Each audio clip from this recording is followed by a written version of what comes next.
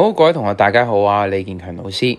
咁今日咧會教大家因式分解其中嘅 A 二次減 B 二次。咁首先咧同大家重溫翻先啊，我哋條公式咧理論上 OK 係 A 二次減 B 二次啦，係會恒等於 A 加 B、A 減 B 嘅。OK， 咁我哋就會利用以上嘅呢個 pattern 啦。OK， 咁去做下面嘅一啲題目。OK， 咁而家教你哋做咗 Part A 先啦。Part A 你見到啦 ，OK， 咁就會係 4x 二次啦，減25y 二次。咁呢個咧其實就已經符合咗咧我哋 A 二次減 B 二次嘅呢一個位噶啦。OK， 希望大家能夠辨認到而家咧呢個係 A 二次減 B 二次嚟噶啦。OK 得唔得？咁我哋稍後咧將佢變成我哋嘅 A 加 B、A 減 B。OK， 咁呢個過程其實就叫做因式分解。OK 得唔得？呢個叫做因式分解啦。OK 得唔得？中文叫因式分解啦，英文叫 factorization。OK 得唔得？呢個過程叫因式分解。好啦，咁但係點做咧 ？OK， 其實都有啲小嘅技巧要同大家講嘅。首先咧，其實我就不一定咧，其實就一定會畫咗個括號出嚟先嘅。OK， 啱啱開始學嘅話，我會諗下究竟咧個括號需要擺啲咩咧，先會等於翻上面嗰行。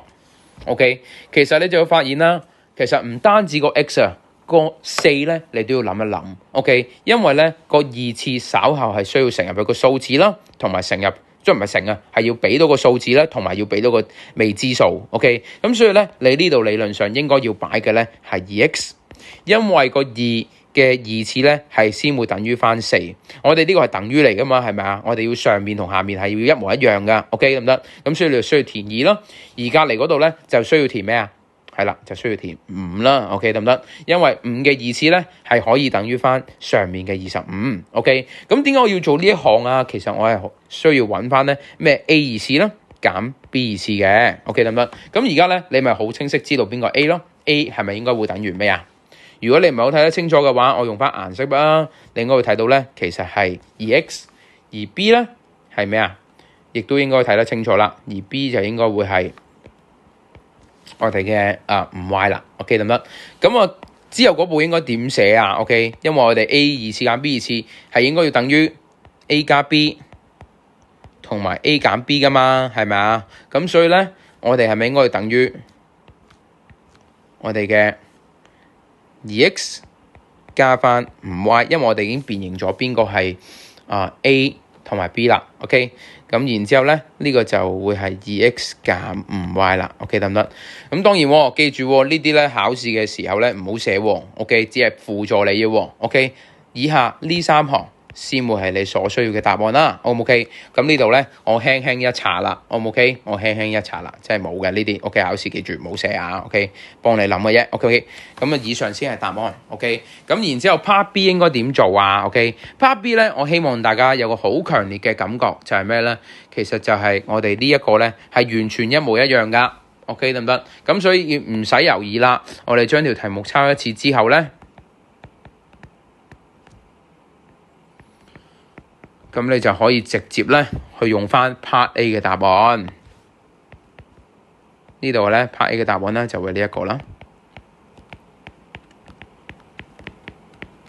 OK 得唔得？呢度用翻 Part A 嘅答案先。喂，跟住咧呢一度點算啊 ？OK， 後面嘅呢一忽點算咧 ？OK， 其實咧你會發現呢個感覺應該要幾強烈嘅，就係咩咧？-2x 減 5y。OK， 其實大家咧都有個符號可以抽出嚟嘅喎。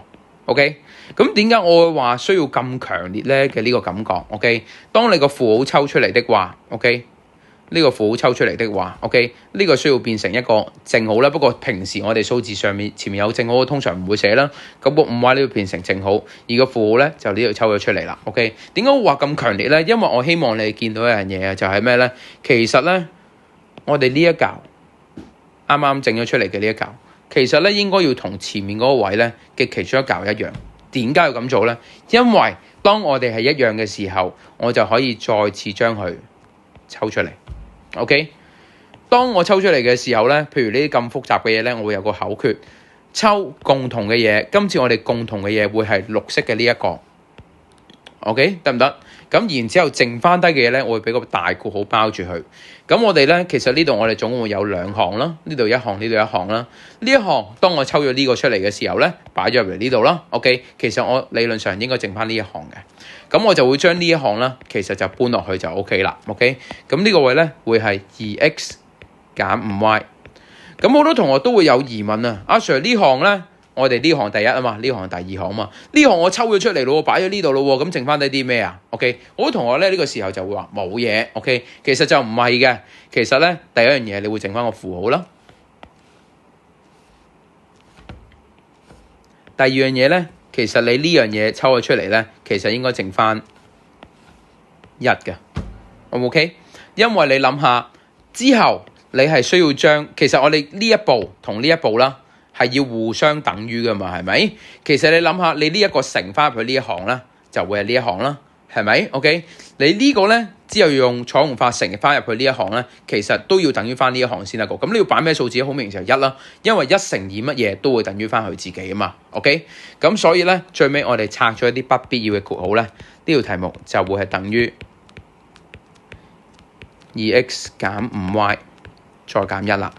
嗱，我相信去到 Part B 會比較複雜少少嘅，咁啊，但係唔緊要，呢條係錄影片段啦，咁所以如果你需要重播嘅話，你可以重播翻去溫翻啦。OK， 今日講解嘅時間咧係咁多啦，有需要嘅話可以問翻我啦，或者你哋嘅數學老師。講解到呢度，多謝各位。